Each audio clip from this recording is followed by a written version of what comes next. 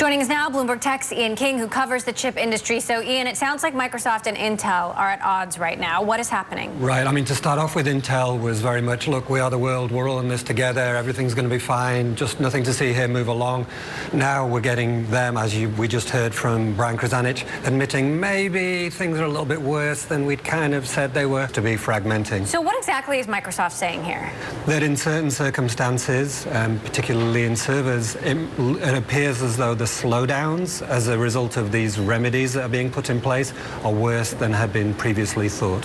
So, talk about then what exactly this means, because, if the fix doesn't work, then what? Yeah.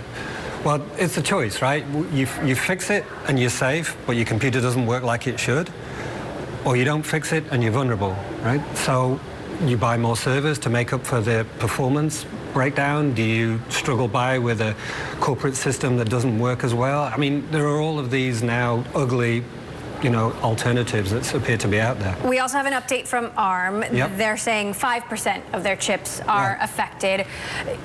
Luckily, it's not 100%. Right. So what does that mean? Yeah, I mean, this is really important because remember, ARM's technology is in every smartphone, your iPhone, your Android phone, whatever, right? Many more chips. So they're really saying that this isn't a huge deal.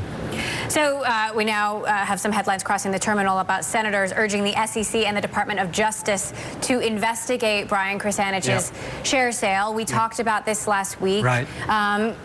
You mentioned that it was a planned share sale, but he is now down to the minimum of his holdings. Correct. I mean, do you expect more to happen here? Right. Well, as we discussed at the time, Intel's stance was, look, this is a regular problem. We really need to see all of these patches deployed. We really need to see what kind of a material impact it's going to have. We're going to see Intel report earnings later this month. We're going to see how that impacts their, maybe people don't buy their chips, maybe people need more of their chips. And as a consumer, should you download the patch or not? Well, this has been one of the consistent messages. If you're an average PC.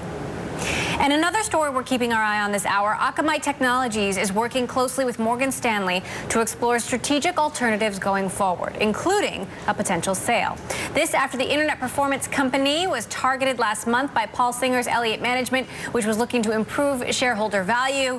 Bloomberg's Scott DeVoe joins us live from Toronto with more. So, Scott, there's been pressure on Akamai to explore strategic alternatives. What does this mean? And the growth strategy. Just some of my conversation there earlier with Renault Nissan Chair and CEO Carlos Ghosn. Coming up, SpaceX is not off to a hot start in 2018.